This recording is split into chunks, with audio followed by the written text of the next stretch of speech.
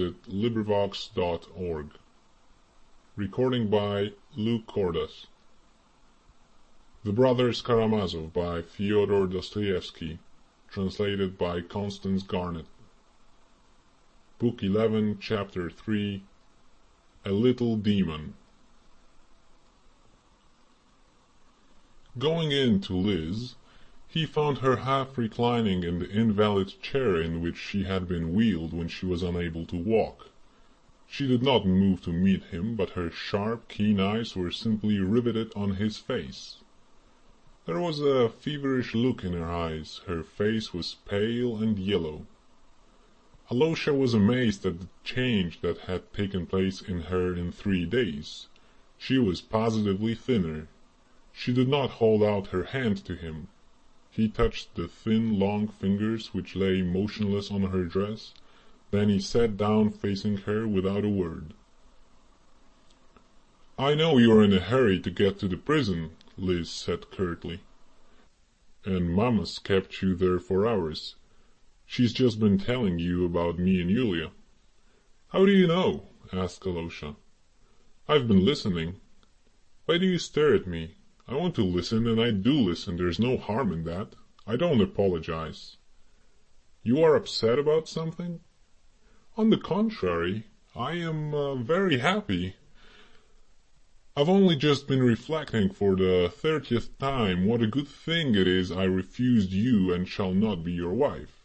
You're not fit to be a husband. If I were to marry you and give you a note to take to the man I loved after you, you'd take it and be sure to give it to him and bring an answer back too. If you were 40, you would still go on taking my love letters for me." She suddenly laughed. "There is something spiteful and yet open-hearted about you," Alosha smiled to her. "The open-heartedness consists in my not being ashamed of myself with you. What's more, I don't want to feel ashamed with you, just with you. Alosha, why is it that I don't respect you? I am very fond of you, but I don't respect you. If I respected you, I shouldn't talk to you without shame, should I?" "No." "But do you believe that I am not ashamed with you?" "No, I don't believe it." Liz laughed nervously again. She spoke rapidly. "I sent your brother, Dmitri Fyodorovich, some sweets in prison. Alosha, you are quite pretty. I shall love you awfully for having so quickly allowed me not to love you." "Why did you send for me today, Liz?" "I wanted to tell you of a longing I have. I should like someone to torture me, marry me, and then torture me, deceive me, and go away. I don't want to be happy." "You are in love with disorder?" "Yes, I want disorder. I keep wanting to set fire to the house. I keep imagining how I'll creep up and set fire to the house on the sly. It must be on the sly. They'll try to put it out, but I'll go on burning, and I shall know and say nothing. Ha! What silliness! And how bored I am!" She waved her hand with a look of repulsion. "It is your luxurious life," said Alosha softly. "Is it better than to be poor?" "Yes, it is better." "That's what your monk taught you. That's not true. Let me be rich and all the rest poor. I'll eat sweets and drink cream and not give any to anyone else. Don't speak, don't say anything." She shook her head at him, though Alosha had not opened his mouth. "You've told me all that before. I know it all by heart. It bores me. If I am ever poor, I shall murder somebody, and even if I'm rich, I may murder someone, perhaps. Why do nothing? But do you know I should like to reap, cut the rye?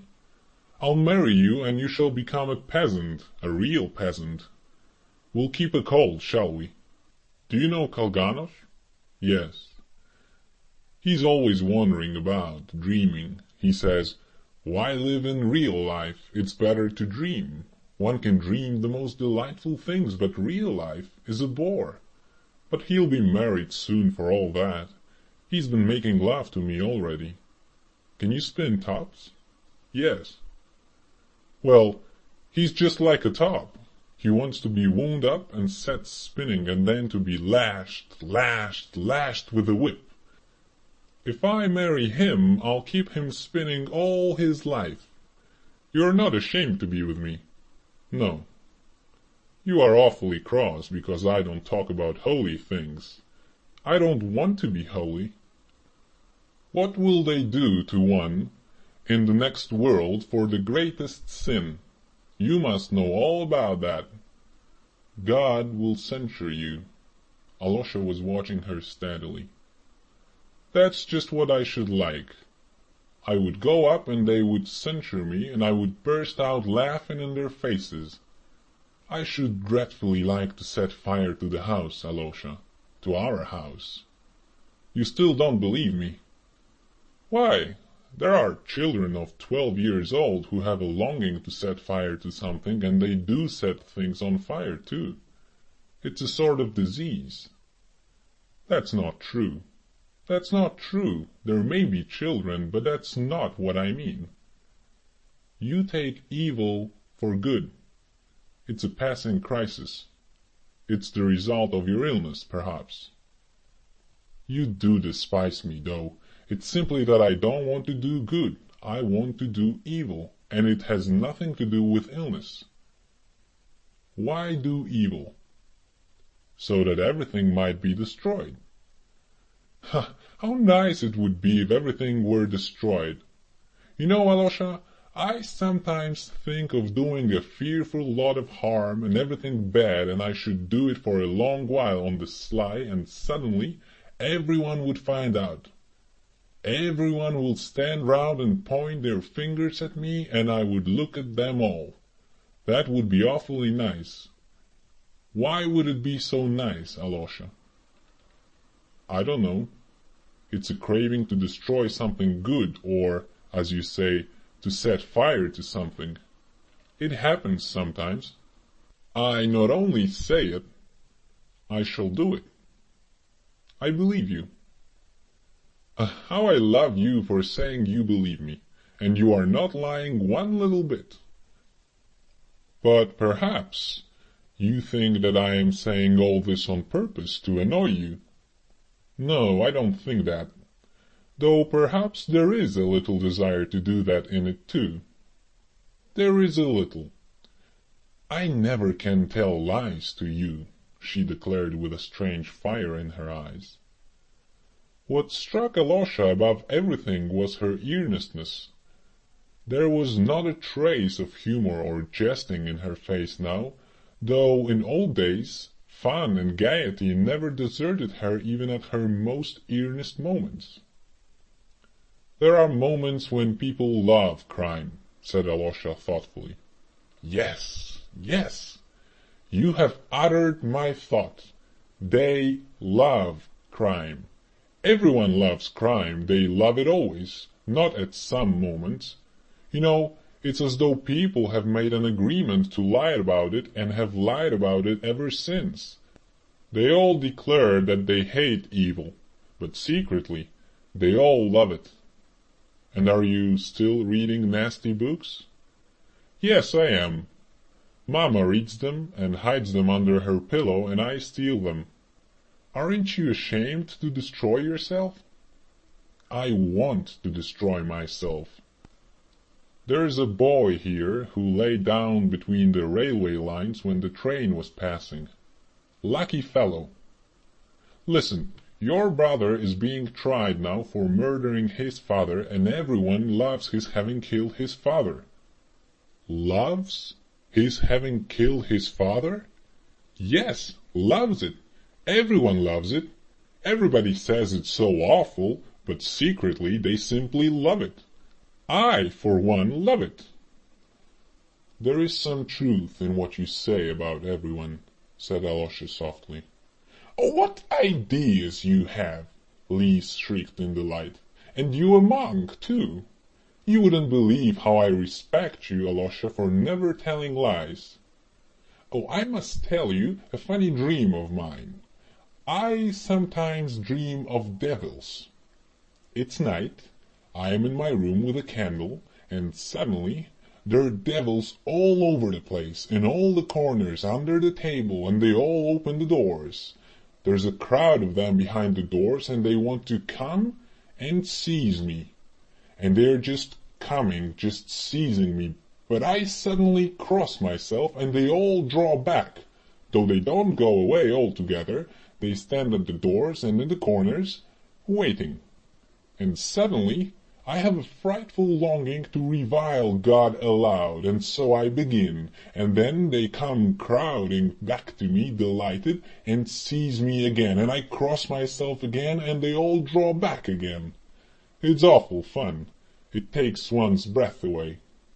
I've had the same dream, too, said Alosha suddenly. Really? Cried Lise, surprised. I say, Alosha, don't laugh. That's awfully important. Could two different people have the same dream? It seems they can. Alosha, I tell you, it's awfully important. Lise went on with really excessive amazement.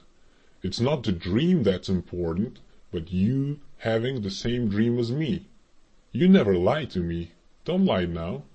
Is it true? You're not laughing. It's true. Lise seemed extraordinarily impressed, and for half a minute she was silent. Alosha, come and see me. Come and see me more often, she said suddenly in a supplicating voice. I'll always come to see you, all my life, answered Alosha firmly. You are the only person I can talk to, you know, Lise began again. I talk to no one but myself and you.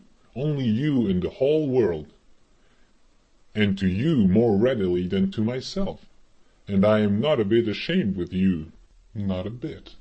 Alosha, why am I not ashamed with you, not a bit? Alosha, is it true that at Easter the Jews steal a child and kill it? I don't know.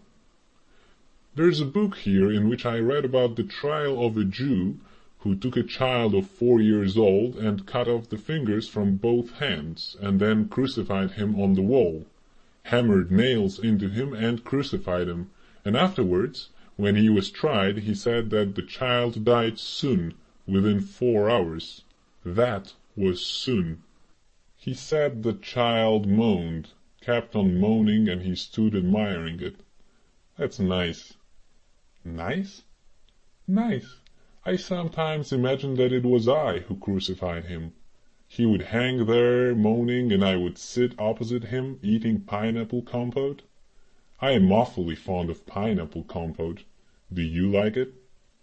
Alosha looked at her in silence. Her pale, sallow face was suddenly contorted. Her eyes burned. You know, when I read about that Jew, I shook with sobs all night. I kept fancying how the little thing cried and moaned. A child of 4 years old understands, you know. And all the while the thought of pineapple compote haunted me. In the morning I wrote a letter to a certain person, begging him particularly to come and see me. He came, and I suddenly told him all about the child and the pineapple compote. All about it. All. And said that it was nice. He laughed and said it really was nice. Then he got up and went away. He was only here 5 minutes. Did he despise me? Did he despise me? Tell me, Alosha, did he despise me or not? She sat up on the couch with flashing eyes. Tell me, Alosha asked anxiously, did you send for that person? Yes, I did. Did you send him a letter? Yes. Simply to ask about that? About the child? No, not about that at all. But when he came, I asked him about that at once. He answered, laughed, got up, and went away. Oh, that person behaved honorably, Alosha murmured. And did he despise me? Did he laugh at me? No, for perhaps he believes in the pineapple compote himself. He is very ill now, too, Liz." "Yes, he does believe in it," said Liz with flashing eyes. "He doesn't despise anyone," Alosha went on. "Only he does not believe anyone. If he doesn't believe in people, of course, he does despise them. Then he despises me. Me? You too. Good." Liz seemed to grind her teeth. "When he went out, laughing, I felt that it was nice to be despised. The child with fingers cut off is nice, and to be despised is nice."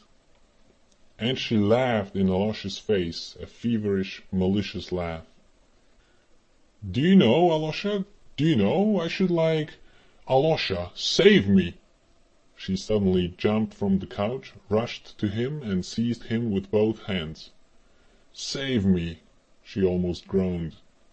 "Is there anyone in the world I could tell what I've told you? I've told you the truth, the truth. I shall kill myself because I loathe everything. I don't want to live, because I loathe everything. I loathe everything, everything. Alosha, why don't you love me in the least?" she finished in a frenzy. "But I do love you," answered Alosha warmly. "And will you weep over me, will you?" "Yes." "Not because I won't be your wife, but simply weep for me?" "Yes." "Thank you. It's only your tears that I want. Everyone else may punish me and trample me underfoot, everyone. Everyone, not excepting anyone. For I don't love anyone. Do you hear? Not anyone. On the contrary, I hate him. Go, Alosha, it's time you went to your brother." She tore herself away from him suddenly. "How can I leave you like this?" said Alosha, almost in alarm. "Go to your brother. The prison will be shut. Go. Here's your hat. Give my love to Mitya. Go, go." And she almost forcibly pushed Alosha out of the door. He looked at her with pained surprise, when he was suddenly aware of a letter in his right hand, a tiny letter folded up tight and sealed. He glanced at it and instantly read the address. To Ivan Fyodorovich Karamazov. He looked quickly at Liz. Her face had become almost menacing. "Give it to him, you must give it to him," she ordered him, trembling and beside herself. "Today, at once, or I'll poison myself. That's why I sent for you." And she slammed the door quickly. The bolt clicked. Alosha put the note in his pocket and went straight downstairs without going back to Madame Hochlakov, forgetting her, in fact. As soon as Alosha had gone, Liz unbolted the door, opened it a little, put her finger in the crack and slammed the door with all her might, pinching her finger. 10 seconds after, releasing her finger, she walked softly, slowly to her chair, sat up straight in it, and looked intently at her blackened finger and at the blood that oozed from under the nail. Her lips were quivering, and she kept whispering rapidly to herself, "I am a wretch, wretch, wretch, wretch." End of chapter 3 of book 11. Recording by Luke Cordes.